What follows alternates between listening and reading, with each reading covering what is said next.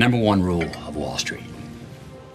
Nobody, I don't care if you're Warren Buffett or if you're Jimmy Buffett, nobody knows if the stock is going to go up, down, sideways, or in fucking circles. Least of all stockbrokers. Right? It's all a fugazi. You know what a fugazi is? No, fugazi. It's a fake. Yeah, fugazi. It's a wazi, it's a woozy, it's a fairy dust. It doesn't exist. It's never landed. It is no matter. It's not on the elemental chart. It's not fucking real.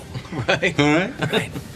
So you never know what the market's going to do. I haven't the faintest idea what the market's going to do next week or next month, and I don't think about it.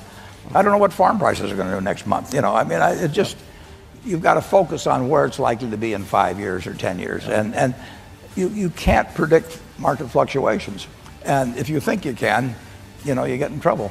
Em algum momento, este valor aqui vai se corrigir para cima. É a minha opinião.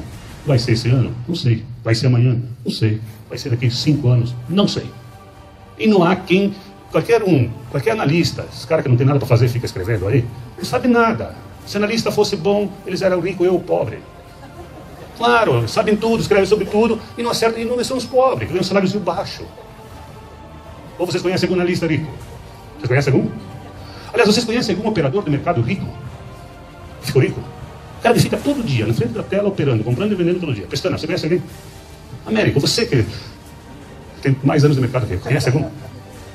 Não, né? Por que será? Porque não sabem ficar quietos. Não sabem ficar quieto. O mercado premia a vagabundagem. Aqui no país, lamentavelmente, eu não sei se lamentavelmente ou brilhantemente, as ações, as empresas, elas não conseguem sensibilizar o aplicador, o investidor, a ser um investidor. Até agora, por força de ingerência da Bolsa, que estimula o indivíduo a especular, o que o indivíduo faz? O indivíduo ele quer o lucro rápido, ele quer o retorno do seu capital. Antes era em horas, agora é em segundos, está entendendo? Por gentileza, no caso de um investidor a longo prazo, que fica atento às notícias do mercado, como aconteceu em 2008, a quebra do Lehman Brothers, ou agora com a crise europeia, a quebra de um banco central, não seria uma boa estratégia sair do mercado, colocar o dinheiro numa renda fixa ou colocar o dinheiro... Você vai me avisar, isso, né, quando acontecer. O Banco Central, é claro que... Ele está dizendo o seguinte, em caso de que venha uma grande crise, não seria uma boa estratégia sair no mercado e colocar o dinheiro embaixo do colchão ou num banco? Onde quiser. O único problema está em quem vai te avisar que isso vai acontecer. Não existe isso, infelizmente. Aliás, que bom que não existe, né?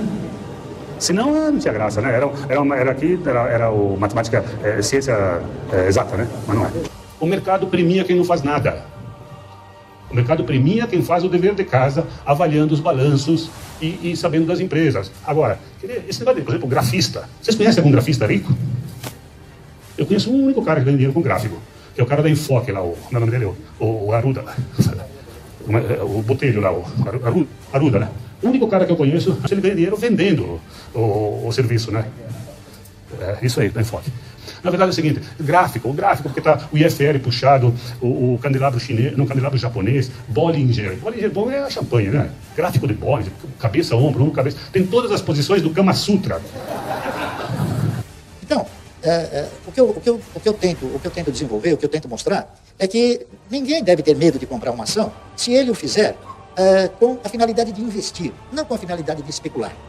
Todo cidadão que for entrar no mercado com esta visão especulativa, ele nunca vai conseguir ganhar dinheiro. Ele pode, eventualmente, uma operação ser bem sucedida, mas na sucessão ele vai ser sempre um perdedor. Certo? A única maneira que eu consegui descobrir, utilizando experiência própria, é exatamente essa. Comprar, guardar e reinvestir. Certo? I buy a farm and I don't get a quote on it for 5 years, and I'm happy if the farm does okay. You know, I buy an apartment house, don't get a quote on it for 5 years, I'm happy if the apartment house produces the returns that I expect. But people buy a stock and they look at the price the next morning and they decide whether they're doing well or not doing well. It's crazy, because they're buying a piece of a business. That's what Graham, the most fundamental part of what he taught me. You know, you're not buying a stock, you're buying a part ownership in a business. You will do well if the business does well. O cidadão brasileiro, lamentavelmente, há 30, 40 anos atrás, ele se aposentava como um executivo e ele acabava virando um indigente. Hoje ele já se aposenta direto como um indigente, não é isso?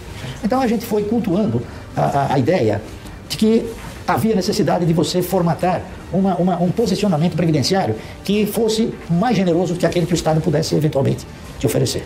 O que eu fiz deu certo. O que eu fiz deu certo, eu comecei fazendo com poucos recursos. Agora, eu faço a mesma coisa com um volume muito maior de recursos. Eu sou da opinião que o mercado de renda variável, você investe sem prazo para retirar. É absolutamente impossível perder dinheiro em ações se a pessoa respeitar 3 regras de mercado. Primeira regra, nunca aplicar no mercado de valores um montante, um recurso que você tenha destinado para qualquer outro projeto. Aplicar exclusivamente aquilo que você possa esperar o prazo para ele maturar. Segundo, nunca comprar uma dica. Tá entendendo? Sempre avaliar essa aplicação em termos do quê? Em termos de uma análise com fundamentos, histórico de acontecimentos na empresa, histórico de resultados, base acionária, comprometimento dos controladores, estatuto social e outros fatores que possam, evidentemente, fluir para que você possa concluir de uma maneira positiva. E a terceira regra é nunca vender por necessidade.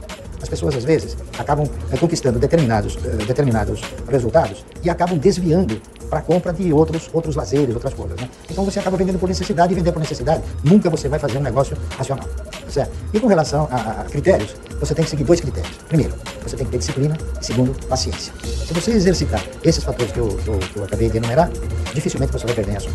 Ações, ser sócio de companhias abertas, é uma maravilha, porque você pode ser sócio de uma empresa de petróleo sem ter descoberto petróleo. Você pode ser sócio de uma mineradora sem ter descoberto mina de ferro. Você pode ser sócio de um banco sem ter que aguentar o chato do cliente que vai lá encher o saco e não gosta de pagar, né? Você tem todas essas vantagens sem ônus, né? Então, escolher boas empresas, ser sócio, para mim, é um privilégio. E o que eu consigo com o meu poder aquisitivo? O que o meu poder aquisitivo consegue adquirir? E faço essa comparação no final do ano. Eu percebo que a diferença que eu tenho como perda é uma diferença de mais de 20%, 25%, certo? Então, essa é a verdadeira inflação, que ela é sonegada de nós, que ela é nos colocada diante de um cristal que não é verdadeiro, certo? Então, eu costumo dizer o seguinte: o cidadão que deposita os seus recursos naquilo que a gente interpreta como renda fixa, é isso? Se ele deposita o seu recurso na poupança, ou então numa outra aplicação qualquer, CDI, enfim, LCA, LCI, e ele recebe 8% no final do ano, e o seu poder de compra, ele se deteriorou mais de 20%, com todo respeito, né? Você não aplicou na renda fixa, você aplicou numa perda fixa, certo? I don't like fixed dollar investments at all. I don't like short-term bonds. I don't like long-term bonds. We own a lot of short-term bonds, but that is not because we like them. That's just a parking place. But the alternative, in my view, is income-producing assets of one sort or another that are not fixed dollar type investments. And so I've said consistently for the last few years, I would vastly prefer to own common stocks than fixed dollar investments over a 5 or 10 year period.